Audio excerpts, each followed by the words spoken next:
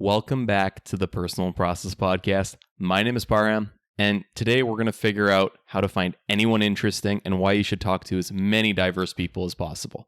So with that said, let's get right into it. Bam!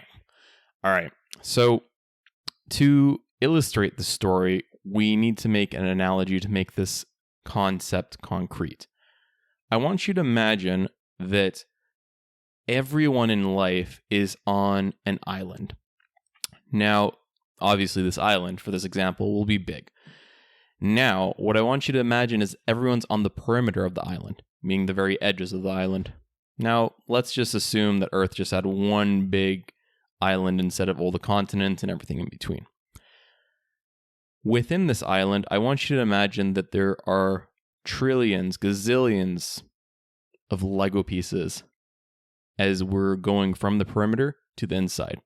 Different heights, different colors, different pieces. And, we got the Lego characters too, because those were always fun when we were growing up. And I want you to imagine that every year, now obviously you can pick up more than the amount I'm going to say, but just for this analogy, let's say that on average, the average person picks up 3 Lego pieces per year. What I want to say now is that these pieces, in the example I'm going to show, are going to represent lessons, understandings, and experiences. Now, a lot of individuals think that, if someone doesn't agree with my political ideologies, with my way of seeing the world, they're bad people, or I don't need to associate them. And to be quite fair, it's 2021. You don't need to. But if you do, there are a lot of benefits to gain. Because when you stay in an isolated circle, although you may feel competent, you may feel close to others, you limit yourself out of the experience of the future. Now, going back to our analogy that we just had, with these Lego pieces being experiences, with different variety of Lego pieces. Sure, some are copies, perhaps the experience of losing a loved one. But there are some that are a bit more unique. Probably there are no one individual experience that others cannot get. But as we said, on average, and we're going to break down this a little bit further, everyone picks up 3 pieces. With these 3 pieces, individuals begin to understand life, their own experience of life, their vision of life. And this is very interesting because the way that I see the world is not the way that you see the world, because everyone's been going through our life learning different lessons. Perhaps you're from a different country than I am. Perhaps you've had different friend groups that I've had. Perhaps you've had a different family dynamic than I've had. And this makes it very good, because if you have a diverse group of individuals that you converse with, in age, political affiliation, groups, the list goes so on and so forth, you're able to take those lessons and assimilate them into your own being without having to live through them. Now, this is very important because you can go through hardship to understand something about life. For example, how many individuals have lost a loved one to only then realize how much time actually has value to them? Now, with that said, it's very difficult to understand someone's experience if you're not open to the conversation or not open to conversing with someone. Whether it's because you think you're better than them, which can be the case for some people, or just someone that you don't want to talk to because maybe you're conservative or you're liberal and they're on the other side of the spectrum. This is a bit worrisome because you're missing out on a perspective that may be able to influence you in a future life. Because the thing that I think a lot of people don't understand is their current self is just that, their current self. Similar to when a caterpillar cocoons. That cocoon isn't them. They shed that cocoon off and turn into a butterfly. Now, that is just a very segmental moment, but I want you to imagine there's millions of cocoons in your own life. Well, that's going to be a funny example. But every single time you learn a new experience or you change your mindset, you're turning from that caterpillar into a cocoon and evolving into a butterfly. Now, I hope that made a decent amount of sense, but we're going to go on with this story. And with this said, you're able to evolve into what you think that the world is. And you don't have to agree with everything, but by being open and listening to other individuals, you're able to increase your understanding, learn more about the world, and ultimately have more data points so you can make your reality, well, the way that you see your reality, in the most educated way possible. Now, if that doesn't sound intriguing, I don't know what does. And one thing that I just wanted to share is oftentimes the younger generation gets told that, you don't know what you're talking about, stay in the back, like let us adults do the thinking. But let's bring it back to the example. On average, for the sake of this analogy, individuals pick up 3 pieces per year. Now, on average, it's true that a 40-year-old may be picking up more Lego pieces, which again is an analogy for experiences, lessons, and all that. But that doesn't mean necessarily that the younger person doesn't have a Lego piece that older person does. And what I mean to say by that, I'm going to have to repeat myself because I think I may have had an error there. But I mean to say that 40 years times 3 pieces is 120. Let's say there is a 10-year-old. 10 times 3 is 30. Now, as you can tell, the older person, on average, is going to have more of these experiences and lessons. But there may be some pieces that the 10-year-old has, experiences, lessons, understandings, that the older individual doesn't have. And if you don't listen to someone with absolute awe, absolute enjoyment, and just wanting to learn how they see the world, I feel like we're all doing a disservice. And it's a shame because not only would it better our own life, but how much of a better world would it be with diverse groups getting along with each other and actually wanting to learn from one another, especially in these political times where groups attack each other that aren't similar to their own views. So I want to dive a little bit deeper into this and just give my own rationale for how I view these pieces and how individuals can pick up more or pick up less.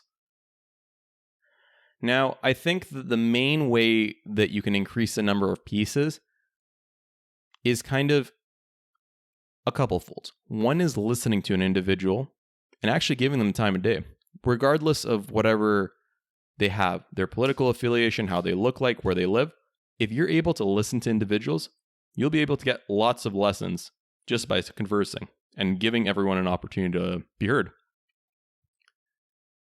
Another way, however, is to increase the number of Lego pieces we pick up. How do we do this, Param? Great question. Thanks for asking. Well, I think that this one has to be...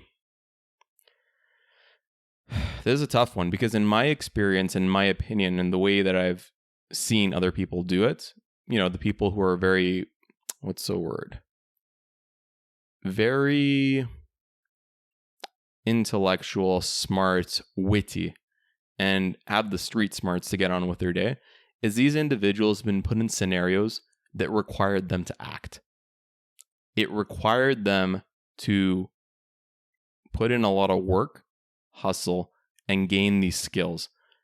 And I feel that for a lot of individuals who've had a lot of things handed to them, and this doesn't necessarily have to be monetary value. Maybe it's love. Maybe it is, jobs because of their family's connections, etc., etc. They tend to not have a drive to learn or to succeed because they have a fulfilled need kept.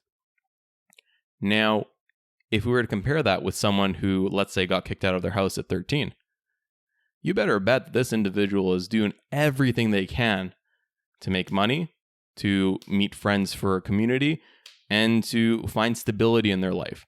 And all of these are lessons in of its own. But imagine everything that they're going to learn in between. Maybe how to find a true friend. Maybe how to communicate better to get your message heard.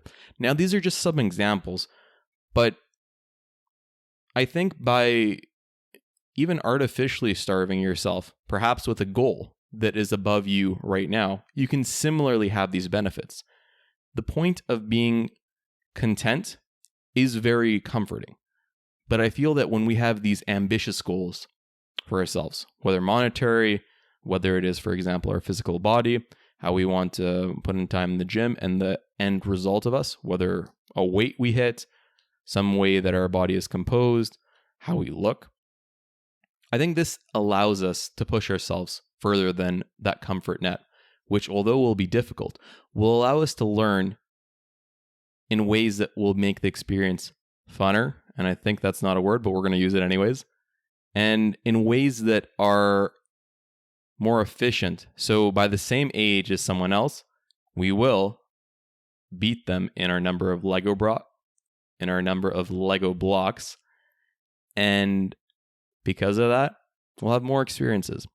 And by coupling these with our ability to listen, with our ability to put ourselves out there, listen to individuals of opposing views of different groups, I honestly think that we're able to not only better ourselves, but better our community.